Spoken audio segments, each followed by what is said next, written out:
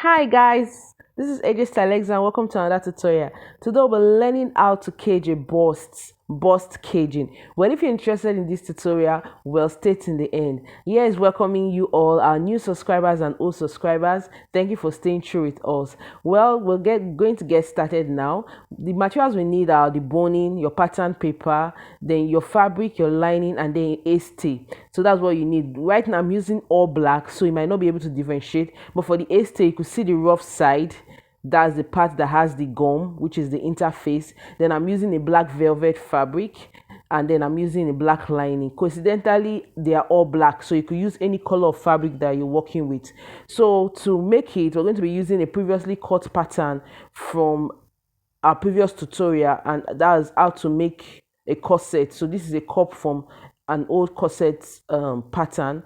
So if you want to learn how to do that, I'll be dropping the link in the description box on how to make a corset where you can get your cup. So the cup, we're placing it on the lining, and I'm going to also use it to cut both on fabric. So I'm just going to add ½ inch around the cup, which is going to serve as the seam allowance. So I'm using my tape now to mark ½ inch, and I'm going to mark ½ inch round each of the cup. We have cup 1 and cup 2 from the pattern. Well, if you still do not understand, kindly click now on the corset video so that you learn how to achieve your cup from your corset construction. So now that I've added my ½ inch round, I'm cutting it off by the ½ inch.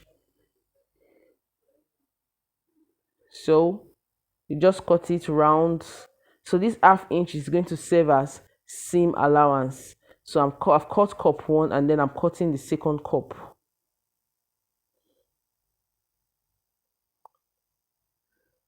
So if you have any tutorial in mind that you want me to drop, just leave me a message in the comment section. I'll drop a tutorial on that. So I'm going to be notching the parts that face each other, the two parts that will be sewing each other. I'm going to be notching them just to remember.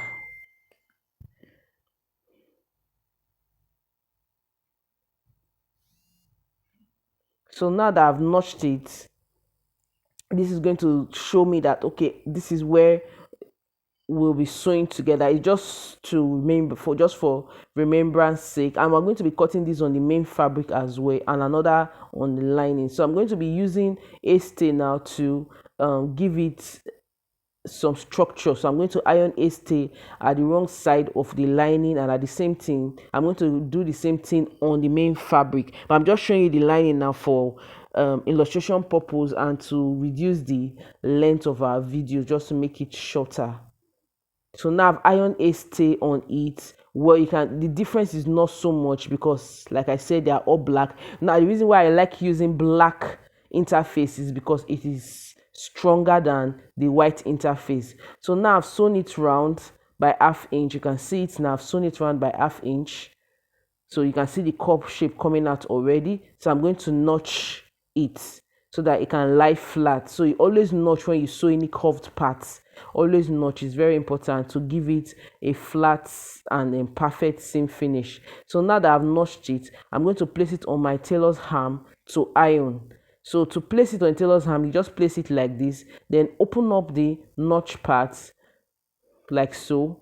Then you place your pressing iron on it, and then you iron. If you're using a dry iron like mine, then you have to sprinkle little water, or better still, use a steam iron.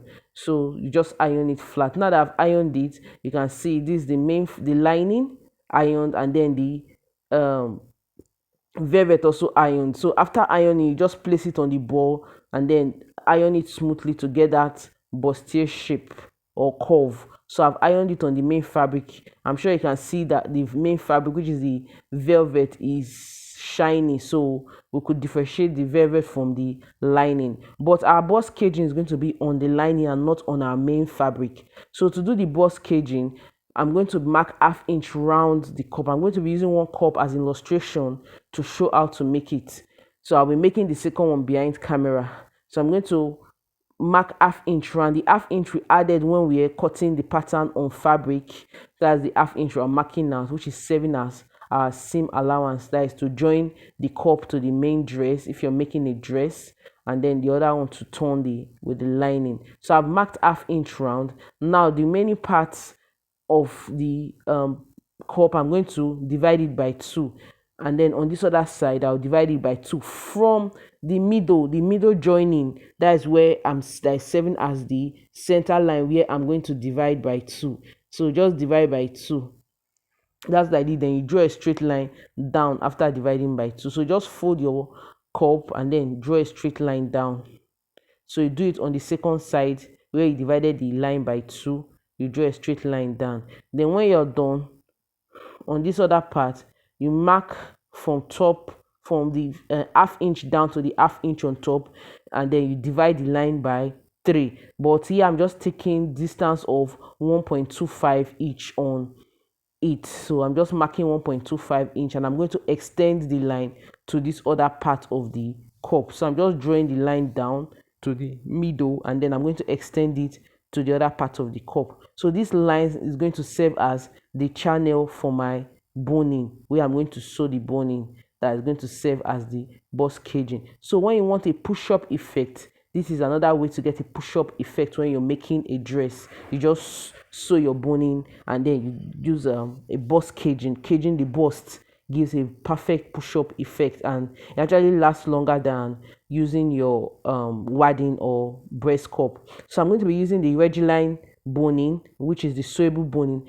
First of all, the middle part of the cup, which is where we have joining, that's where I'm going to place the first boning and sew. But take note, I'm starting after the half inch sewing allowance. I won't start from the top of the fabric. So I came down to from the half inch, and then there is a line that is not perforated on the sewable boning. So it's on that line I'm sewing. The sides of the sewable boning is on that side I'm sewing. So I'll sew straight to the end of the cup before the half inch seam allowance. So we're going to, whatever we're sewing, make sure we don't get to the half inch seam allowance that we have around. So that's what I'm just doing, sewing it to the end of the half inch seam allowance. If you're still watching, meaning this tutorial is helpful, and you've not clicked on the subscribe button, please kindly do so, and please drop a comment in the comment section. Ask your questions, I'll be here to answer you.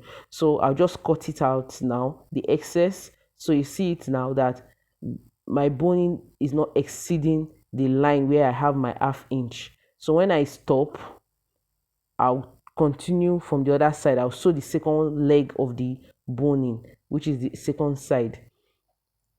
So I'll sew it from top to down. So I'm going to be doing that behind camera.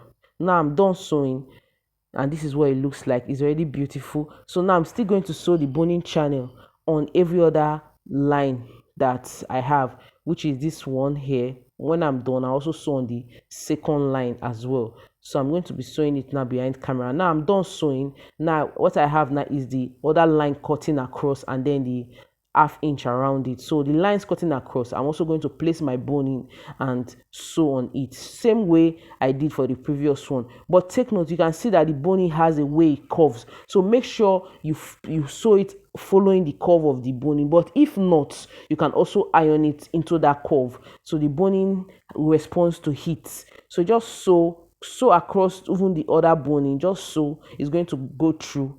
You sew on one side. When you're done, you sew on the second side. Follow the curve like that, sew from end to end. Now I'm done sewing all the lines. So what is left now is to sew round the cup. So I'm going to place the boning round the cup and sew. I'm not cutting it, and I'm done sewing it now behind camera. So what is left now is the top. I'm going to place my boning and then sew the top to seal everything up. So I'll take it to the sewing machine now and do it.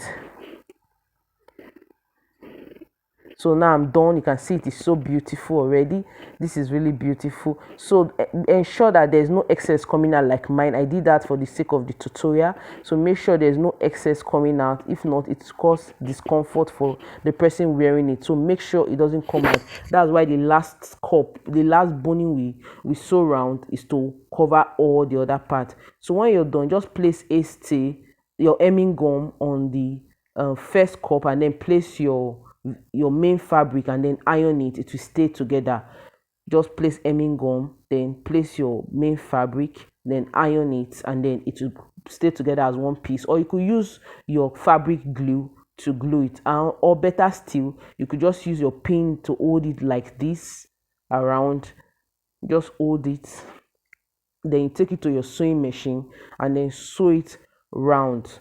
So just hold it with pin, then it's already one piece like this. So you take it to your sewing machine now and then just sew it around from one end round to the other end, and then you still have it as one piece. Then when you're done, you can turn it with your lining, or you can attach it to your fabric. So let's say I'm attaching it to this dress, you just place it in the cup part where we have the opening, and you can see it standing perfectly. This is so beautiful already. So this is basically how to cage your bust. So you can just turn it with your lining. If it's an off shoulder bustier, you can turn it with your lining and then you cover it up. So basically this is it. Thank you guys for watching. I love you. Bye bye.